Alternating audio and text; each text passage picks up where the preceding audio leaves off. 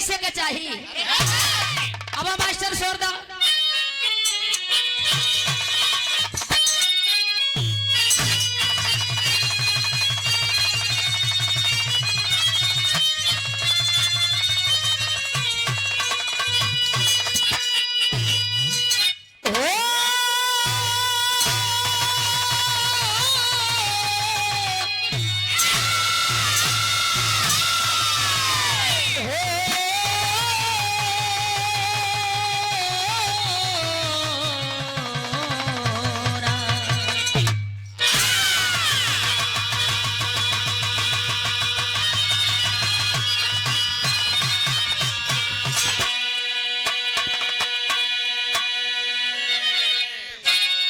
चार लाइन भूमिका है विरह का शुरुआत कभी कैलन कैसे। कभी खेल करी तो कभी झेल करी, अरे जिंदगी को जिए जा रहा आदमी है। यह भले है जहर परी लगा करी गले,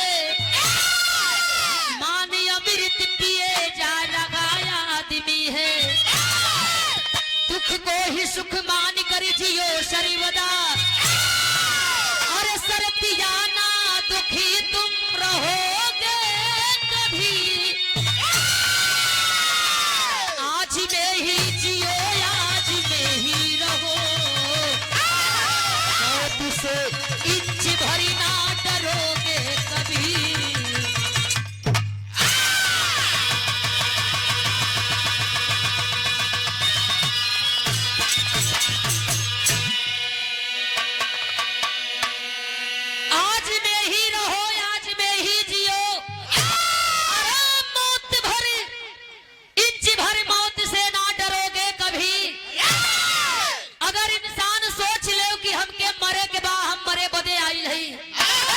हमारा अवतार भइल बा यही बदे कुछ दिन खा जी लई वो करे बाद ही दुनिया छोड़ दई।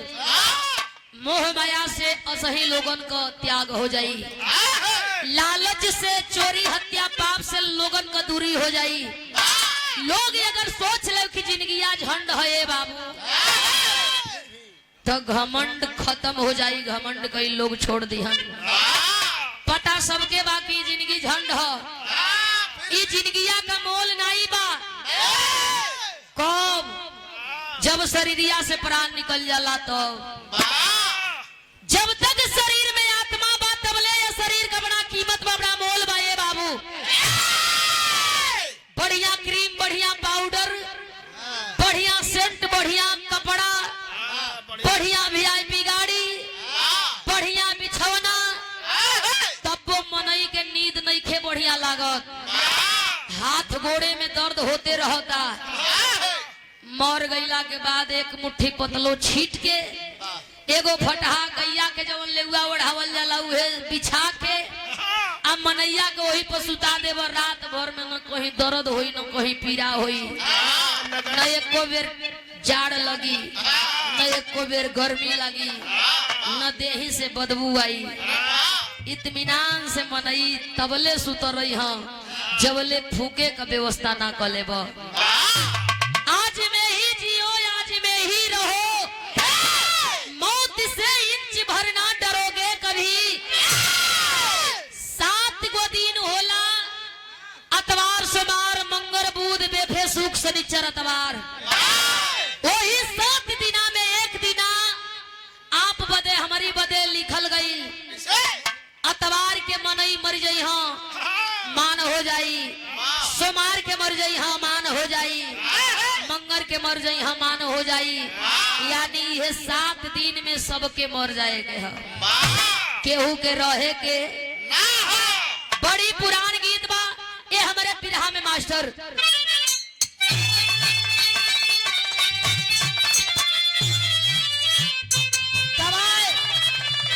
स्वर्गीय रामदेव गुरु स्वर्गीय बुल्लू गुरु स्वर्गीय बेचन गुरु इहो लोग गौलन अपने जवानी में ये बाबू। कुछ गीत गावल लोगन का आजो जवान बा या कपो जवान रही कैसे गवाई लहल।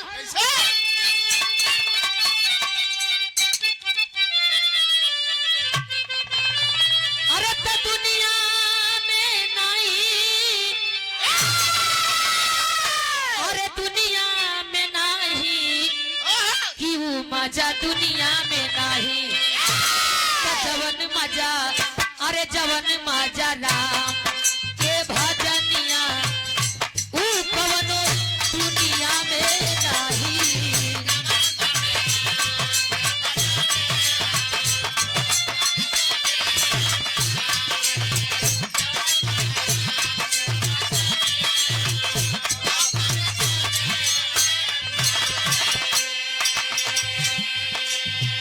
सब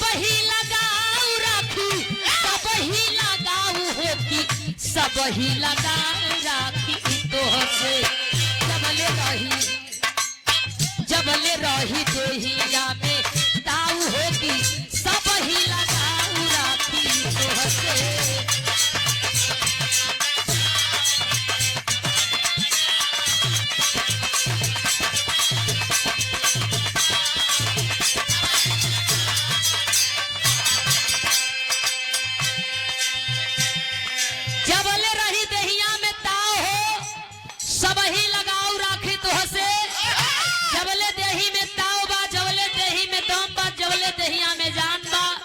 मेहररुओ प्यार करी, लइको प्यार करी, पतोहियो कही कि बाबूजी हो पानी ली आई। आ जब बाबूजी हथवा गोड़ का लूज हो जाई हाँ तब पतोहियो कही कि जिंदगिया झंड हो गई बे। तब वो दुअरवा पर टर टर करो तड़न मनावो तनी भगवान भगवती हमार सुनतो नहीं खा कहिया इनके उड़ार ले जैतन। रोग आके 4 दिन पटा जैती। बाबू हो इस शरीर के तब तक बोलबा जब तक शरीरिया में जान बा दम बा। कहल गइल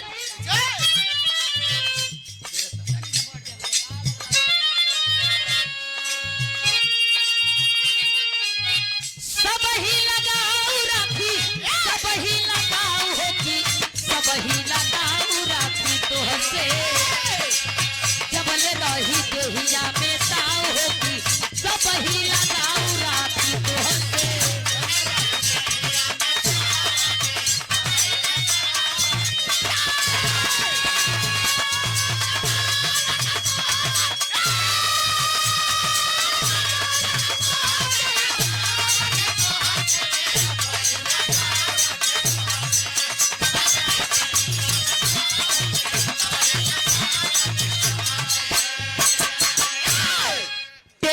सितारी अरे नारद मुनि चाली भैले, बसुराज मल्लाह के दुआरिये पर अइले।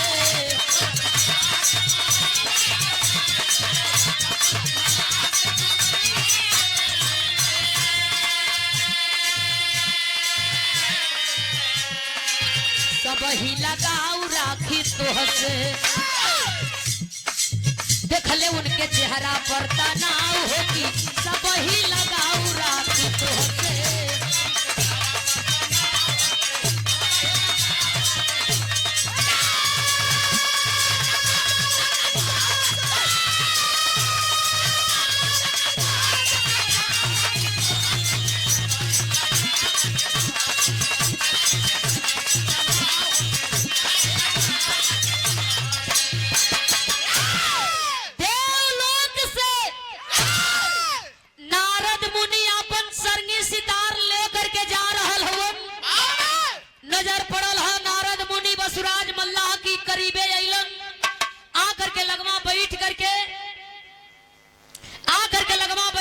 सवाल करे लगलन, पूछे लगलन इतना चिंता में काहे मानी रहुआ, का आखिर तकलीफ बा। बसुराज मल्लाह नारद मुनि का पैरवा पकड़ ले कहला तू तो भगवाने हुआ।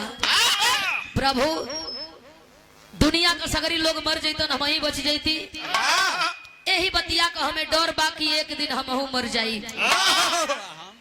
नारद मुनि बसुराज मल्लाह का बात सुन करके हंसे लगलन। सुराज मल्लाह का बात सुन करके हंसे लगलन।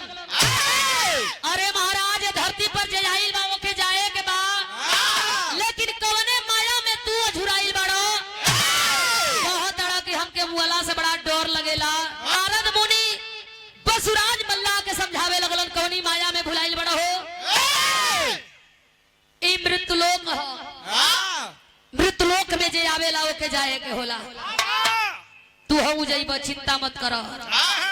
कोई के नारद मुनि जाए लगलो या तो ले व्यास मुनि जाके पीछे से धो लिया। ऐसे कैसे चल जाइबा हो? बतिया हमार पूरा सुनिला। हमार एगो संदेशा लेते जा भगवान के दे दी। नारद मुनि बैठ गईलन। अब बैठ करके नारद मुनि एक बात और बसुराज मल्ला से कहे लगलन का कहे नारद मुनि कवना माया में भूलैला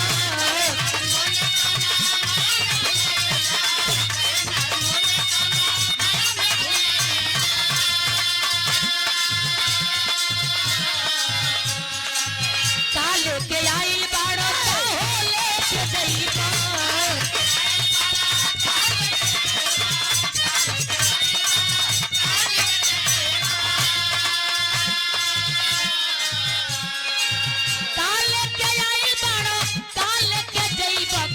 सबही लगाऊ राखी तोहसे सबही लगाऊ राखी तोहसे जब ले रही भैंस में पेनाऊ हो कि सबही लगाऊ राखी तोहसे।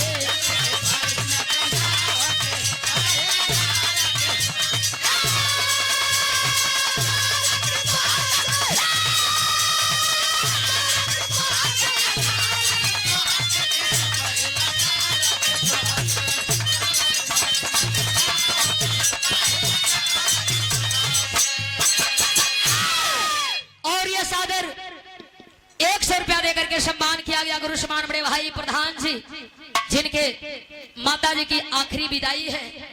आपके ओर से आपके चरण में फोलगी सबके फोलगी आशीर्वाद के इच्छा बा। नारद मुनि बसुराज मल्लाह के समझावे लगलो ए मालिक ओ घरी भैंस के सेवा होले जे उन्हें घरी भैंस 5 लीटर 10 लीटर 7 लीटर दूध देले ओ भैंसिया के रच रच मनई नहवावे से धोवेलो भैंसिया के 5 घड़ी हौदी पर बांधेलो चोकर भूसी कपिला पशु आहार खियावेलो जब भैंसिया भी सूख जाले मनैया गौआ में से यहाँ देखी हाँ कि भैंसिया ताकत बा मेहररुआ के 4 झाड़ दिया कहो अरे हाई तो दुअरवा कड़ती बे संगवा संगवा तू हूँ जीवा गाजर कैले बाड़ू अकेले जाके हो बसवड़िया में काहे न बांध दे तू जो होने बांध जब भी सूख जाई तो भैंसी के न सेवा होखे लगी। आ जब 5 लीटर दूध देई तो मनई धुआ रहो करी हम ओके केरा का छिलका खियई हम जाके पानी में सीना बराबर पानी में हेल के कर्मी काट के लेके खियई हम कि भैंस भर घर दूध दे। नारद मुनि कहलन कि सेम स्थिति इंसान के हो जौले जेबा में पैसा बा जौले देही में जान बा। मेहररुओ कहे कि अरे हमार राजा जी हो राजा जी लइको कहे कि हाँ तो हमार बाबूजी हो। जहिया जेबवा खाली हो जाई जहिया बुढ़ारी आ जाई बैठ के दुआरवा पर पानी मांगबो तो नतियो कहीं से कि बुढ़वा उजियो लेबा। चिंता मत करो जय आई लोग के जाए के माया भनहु के जाए दो। नारद मुनि का बात नीक ना लगल बसुराज मल्ला नारद मुनि से एगो बात और कहे लगलन का कहलन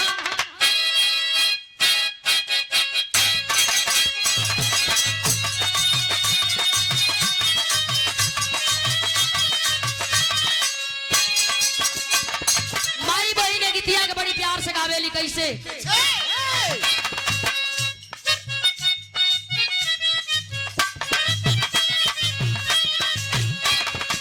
अरे खतयाई गयो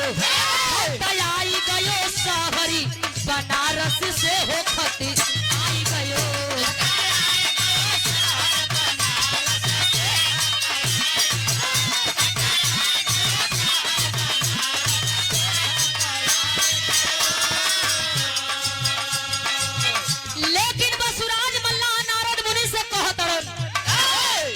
अरे मुआला से ये बाबा बड़ी लागे हो मुआला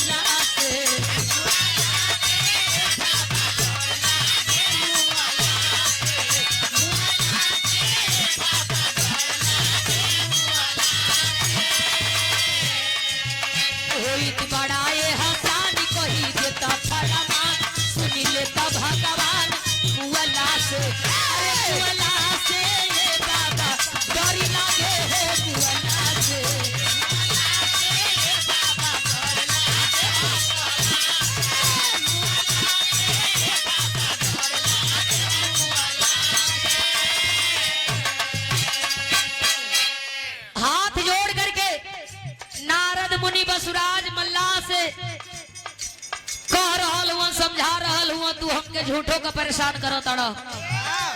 एकरे विषय में उतना जानकारी हमके नहीं खे जितना तू जाना तड़ा। एगो काम करो, हमार जान बकस दो, हमार जान छोड़ा, हमार पीछा छोड़ो। हमसे ज्यादा परिचय तोहरे नाती व्यास मुनि को, अपने नाती व्यास मुनि की यहाँ चल जा। वही नाती व्यास मुनि से जा करके अपन दुख कही हो, उहे तुहार नाती व्यास मुनि तुहरे समस्या का समाधान निकाल दिहन। बतिया सुन करके बसुराज मल्ला भागल गईलो अपने नाती व्यास मुनि की यहाँ। जा करके व्यास मुनि की आगे हाथ के जोड़लन। नाती नारद मुनि से हमार भेंट भइल। नारद मुनि बतौलन देवलोक में सबसे ज्यादा परिचय तुहार बा। हमार नाती भइला के नाते चल के देवलोक में सोरस लगा दो कि सबके लोग मारी मुआई लेकिन हमके लोग छोड़ दे।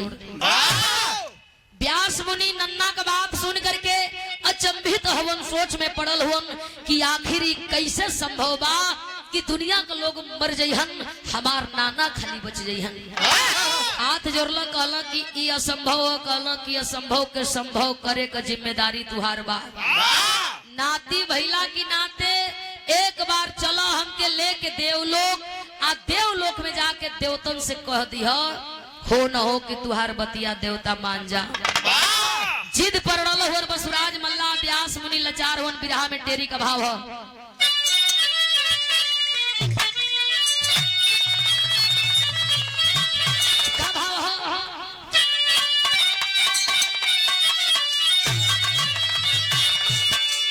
अरे जिंदगिया सबका बाबू प्यारी जग में, मांगे भीख भिखारी मौत कबो ना मांगे।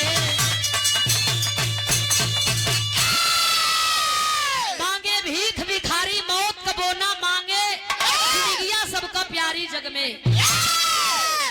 कहला का मतलब ही बाकी दिन भर एगो भिखारी भीख मांगी, लेकिन ही ना कही कि मालिक हमके मौत दे दा। जवानी चढ़ेले लोग कहेला कि सब जान जाला कि जवान फलाने हो गई ना, फलानी हो गईली। लोग बतावेलन कि जवानी कहेले कि हम आ गइल बानी। अरे हल्ला करत आवेले उ गीतोले, हल्ला करेले। तोहार कइले रहे कि ना? कैसे हल्ला करेले जवानी, तनी हमके बतावा। जवानी जब आवेले तो कैसे लोग जाने लगे कि जवानी आ गई? ससुरारी के लोग बताइए। ये कैसे बताइए? ससुरारी का लोग इनकी बताइए। बसुराज मल्ला के समझा रहल हुन व्यास मुनि। का समझावत हुन? अरे रंग चढ़ली हवे ता चढ़ली रहे,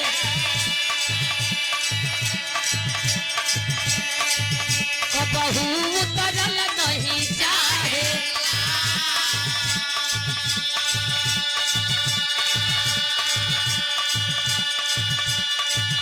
हर इच्छा पूरी होती, सपना बिखरल नहीं भाए।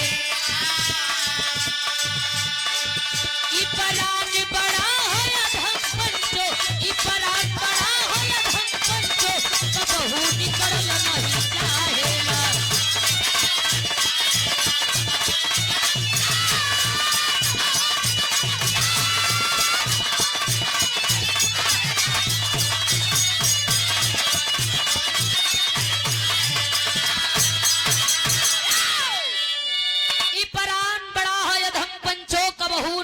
नहीं चाहेला। एक बार मरे वाला से जाके लोग सवाल करेलन, चिन्ह तड़ू या चाचा दादा चिन्ह तड़ो? अखिया से डब डब आंस चुएला। मुड़ी हिलई हो लौकी कहीं फलाने हवा ना लौकी कहीं के चिन्हत नहीं खे। लोग कहेलन कि मरे वाला के जमराज लौकेलन। ये बतिया तो बसुराज मल्ला के दिमाग में घुसल है। बसुराज मल्ला अपने नाती व्यास मुनि के कहला कि सबसे पहले चलल जाई जौन भैंसा पर चढ़ के आवेला, जवने का नाम जमराज बतावल जाला। वही जमराज की यहाँ चल या चल के जमराज से कह दे नाती कि बढ़िया से हमके ऊंची नीलो धरती पर जब जई हाँ तो हमारे घरवा के अगलियो बगली कह दिया कि मत भटकी। हाँ नहीं तो मुर्रा भैंसा का सिंग तोड़ दे। नहीं तो सिंह तुर पै। वही जमराज के यहाँ लेकर के बसुराज मल्ला के पहुंच गई। बसुराज मल्ला जब गई खड़ा हुआ व्यास मुनि जमराज से कह रहल हुआ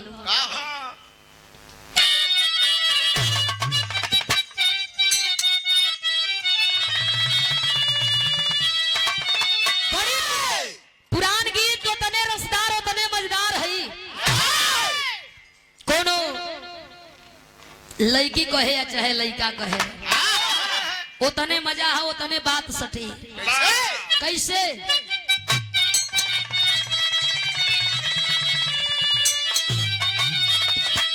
अरे मोरे पिछवा जवान लो भारी भैया लोहे का उमर जा मरिया।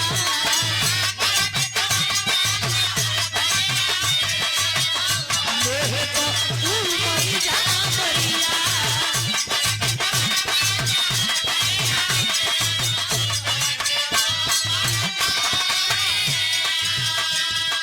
लोग कहलन जमराज सबके मारे मुँह आवेलन, लेकिन जमराज हथवा के जोड़ लियलो आ जोड़ करके जमराज एगो बात कहे लगलन।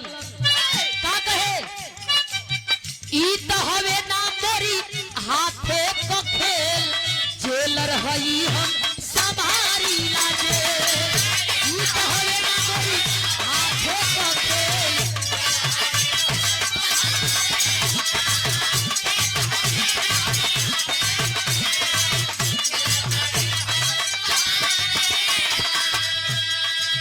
स्वर्गी नरक के यहाँ बारी की बदली बा।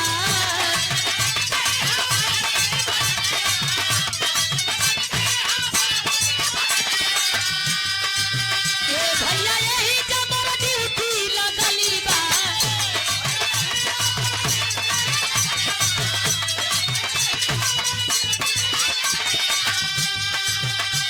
अरे तारे मृत्युदेव हमरे यहाँ खेल खेल बोला खेल रखई हम संभारी लाजे। खेल रखई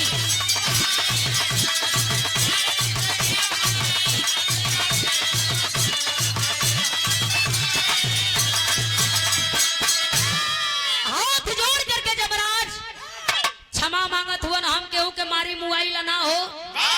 बसुराज मल्ला कल तब के मारे मुआवेला।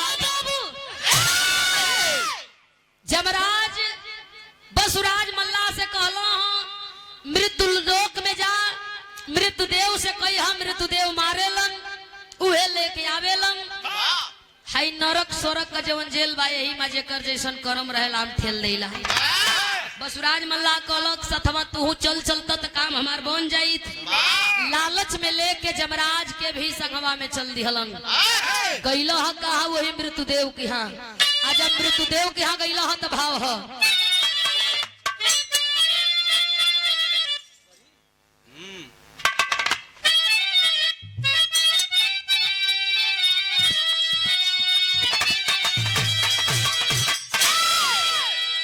हमरे रामदेव गुरुजी गावे।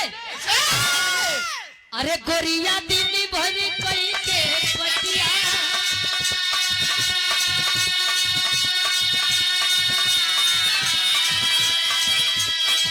गोरिया दिन भर कई के पटिया। गोरिया दिन भर कई के पटिया। लेके सधिया के सिलवटिया अमने की से मसाला।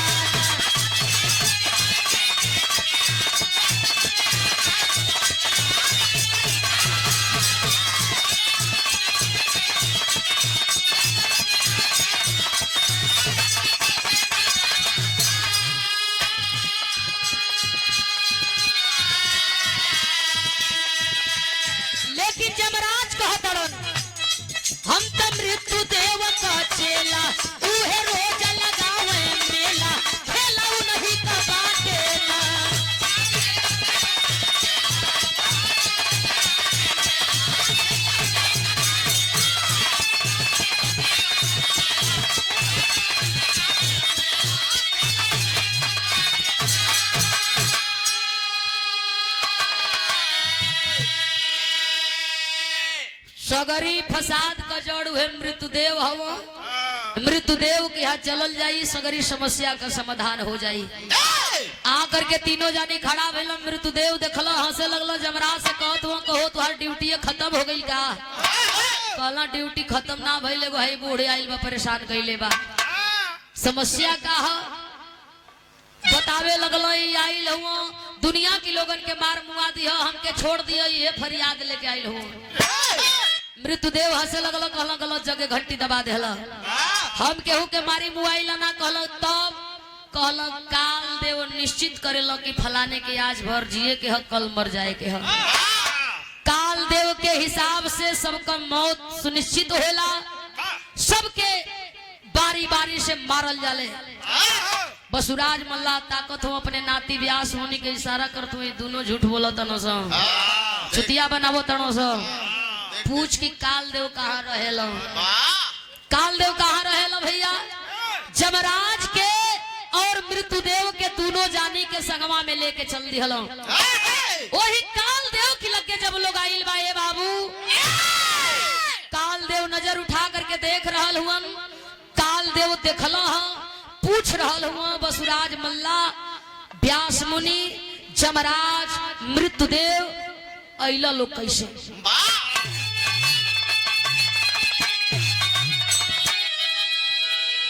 व्यास मुनि हथवा जोड़ के काल देव से कहत रंता, हे देवता अब पूरी करत मन्ना हमरे नन्ना का, पारी के बेटा मौत कईन का पन्ना हमरे नन्ना का।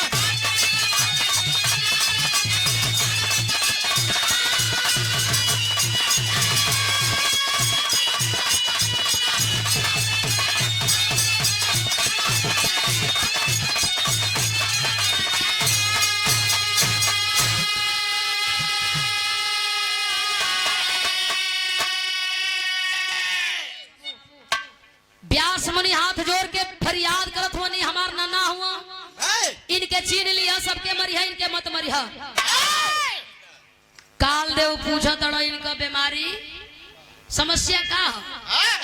व्यास मुनि कहो तड़न हमारे नन्ना का समस्या ये है, केहू का लाश देखे लो थर थर थर थर कांपे लो, केहू का मुँह का जब घड़ी होला, तुलसी जल जब दिया लगेला, नाम सुन लेला तो इनका सांस फूले लगे, बुझाला कि दामा उपट गई।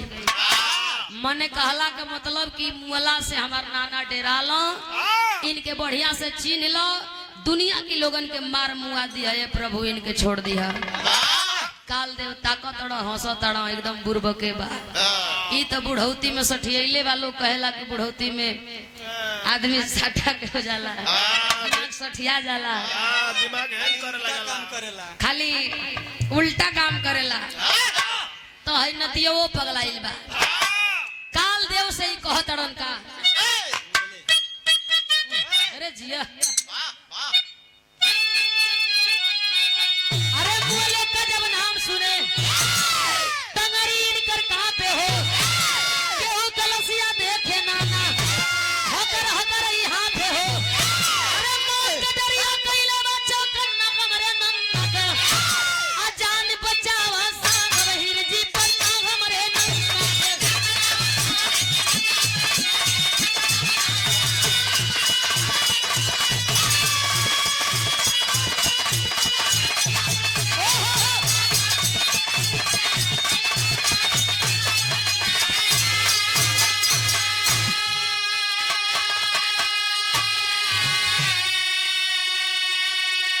जान बचावो साहब हीर जी पन्ना हमरे नन्ना का। कहलो कि जब हेतना जाने के बटोर के लेके आई गई बड़ो, तो संगवा हमहू चलतानी, चलल जाओ ही ब्रह्मलोक में। एक स्टेशन और बढ़ो। बसुराज मल्ला कहलो वहाँ का करल जाई? काल देव कहलो कि वही जो सबको फाइल तैयार होले, आ सबका पाना वही जो फारल जाला। चल चला जा, हम संगमा चल चलत है, हम कह दे कि भाई इनका पन्ना नत फरिह न, इनके मुई है, इनके लालच बरल, लालच बुरी बलाए। लालच में चारों जानी के बसुराज मल्ला लेके ब्रह्मलोक पहुंच गईलन।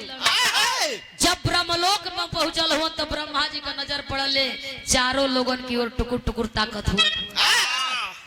जमराज, मृत्युदेव, कालदेव, व्यास मुनि, संगवा में एगो बूढ़ बा। अच्छा हे चार जाने के चिन्हत ही, लेकिन है के नहीं की चिन्हत की के ह। ध्यान लगा के ब्रह्मा जी टुकुर टुकुर ताकत हुन। दरबार में पहुंचल लोग तीनों जानी फरियाद करत ह लोग हाथ जोड़ के हंसे लगल। ब्रह्मा जी कहला कि तू हाँ लोगन के तो समझदारी होखे के चाहिए, ई तो बुढ़ौती में पगलैले हो, तू हाँ लोग आ गईला, ई सबसे बड़ी गलती है। काल देव ताकत हुआ कि मनलो ना बरियाई से लेके अइला। मृत्युदेव कहे कि हम नहीं नहीं कैली, लेकिन हमरो बाही जबरदस्ती पकड़ के लेके अइला। जमराज के कहला तू कहला महाराज पहले तो हम ही पकड़ा गईली, हमार तो गोड़ो ही छान ले रहे बुढ़वा, मजबूरी में अइली। ब्रह्मा जी फाइल ले करके बैठलन और फैलिया खोल के ब्रह्मा जी पढ़े लगलन आल्हा के भाव में।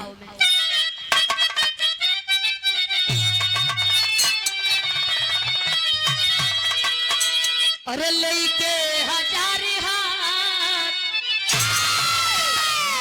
लिखे लाऊ परिवाला बाबू,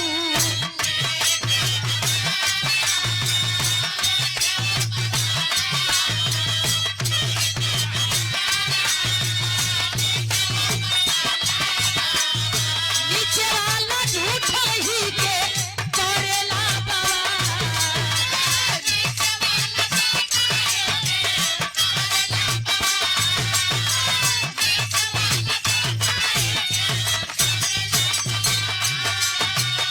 वकालत के ऊपर चले जज के कलमिया बाबू,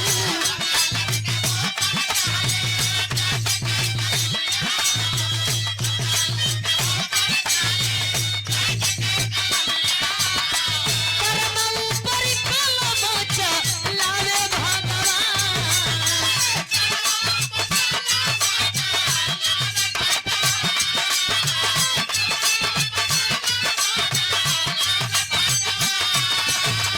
व्यास जमराज मृत्यु देव जहिया सभावाई है।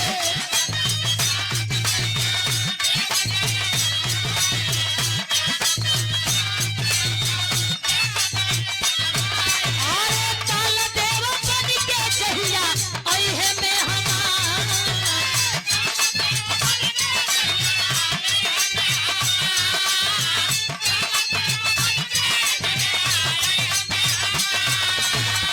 जहिया हो चार लोग साथे इनके अइहे बाबू।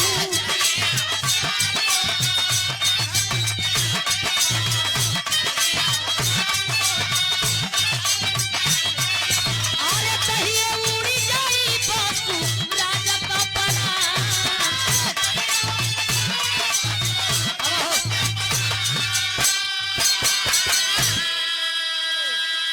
खोल करके ब्रह्मा जी फाइल के पढ़े लगलन, लिखल बा बारी बारी से सगरी बात। ये बसुराज मल्ला हुआ हो, हमार नाना हुआ।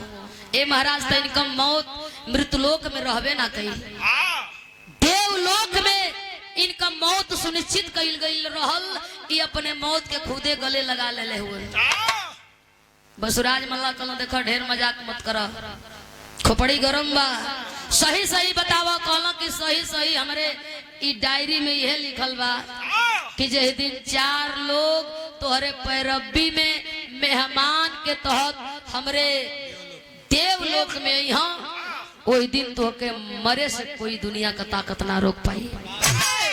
बसुराज मल्लाह कपार पर हाथ धैला, सोचे लगला कि हाय रे हमार मौत मृतलोक में तो हमार मौत लिखले ना रहल, मौत के पीछे पीछे देवलोक तक आ गईली। सबके छोड़ के बसुराज मल्लाह भागल चाहत हो कि जल्दी मृतलोक में चली, मौत से बच जाई। लेकिन कितना भगिहन, कुछ दूर भाग के तक गईलो। ए बाबू उहे धोती फसल हुई अंगूठा में पकड़ के खींचल चाहत हो, खींचा ना पौला, मुहे भरे गिर गईला। आज हम मुहे भरे गिरल हो बसुराज मल्ला, वही गिरले वही देवलोक में। शिवचा साफ हो गई ना और मुहे माटी ले ले हला मरी गईलन। वाह कहला का मतलब कि 4 लोगन के वो खुदे पैरवी में लेके गई हलन, लेकिन सामाजिक तौर पर देखा जाए तो एगो मरल इंसान के कंधा देवे बदे 4 इंसान के जरूरत पड़ेला। आई 4 जानी के पैरवी बदे देवलोक में लेके गई हो। अब वहाँ बसुराज मल्ला के उ 4 जानी कंधा देत लोग बा। व्यास मुनि सोच रहल हो का नाना पहले ही तो के मना कैली, लेकिन मनल अगर हमार बात मान जाई तो लालच ना करता तो तुहार मौत ना हो। ए बाबू हमरे कवि जी बिरहा के आखिरी भाव में लिखलन हो, सबकी बदे बड़ी सुंदर लाइन का लिखलन।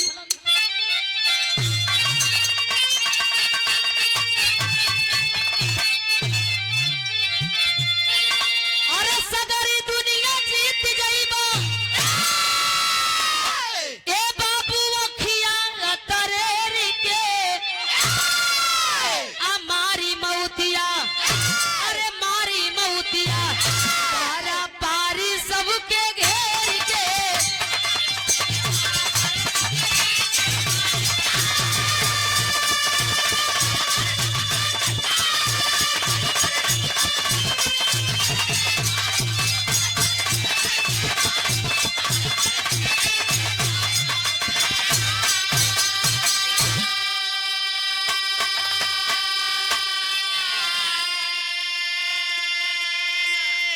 व्यास मुनि ब्रह्मा जी से पूछ रहल हुआ, मालिक एक सवाल का जवाब हमके चाहिए। ब्रह्मा जी कहला बोला, कहला कि पहले हम से नारद मुनि पहुंचल आ नारदे मुनि ई उपाय बतौलन। ब्रह्मा जी हंसे लगल, कहला नारद मुनि ना रहल। जब फाइल खोल के देखली सबकर मौत बा, लेकिन बसुराज मल्ला का मौत है नहीं खे। इहे सोचल विचारल गईल कि बसुराज मल्ला ना अगर मुइहन तो सृष्टि के नियम का उल्लंघन हुई। मुइहा केगा तब उहे नारद के बुलावल गई आ नारद के भेजल गईल कि जा तू ही उनके बहका के देवलोक में लेके आव। उहे नारद मुनि गईला और जा करके नारदे मुनि लालच दिहला। ई मौत के डर से मौत के मुंह में खुदे समा गईला। व्यास मुनि हाथ जोड़ल आ चलल हुन, कहल गई सबके बनली बा जाए के एगो रहिया, केहू के ना मालूम बा कि जाए के बा कहिया।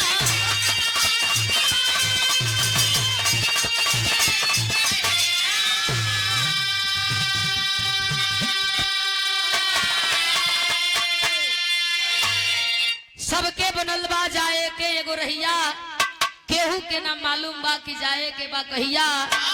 जेके जेंगने जाए के बा जाओ, लेकिन हम ये कहब गुरुजी, चाहे हम आगे जाए चाहे रहुआ डहरी में बैठ के हमहू के जो लेल जाई, अकेले मत जाइल जाई, हम संगे चलल जाई। बड़ी परेशानी हम पहले जाए तो हमहू बैठ के जो सटवा के लिखाई हम संगे चलल जाई।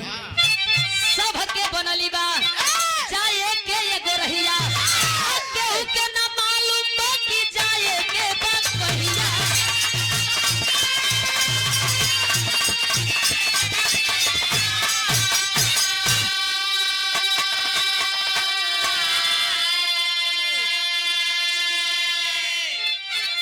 अरे केहू के जनी मोची पर ऐठन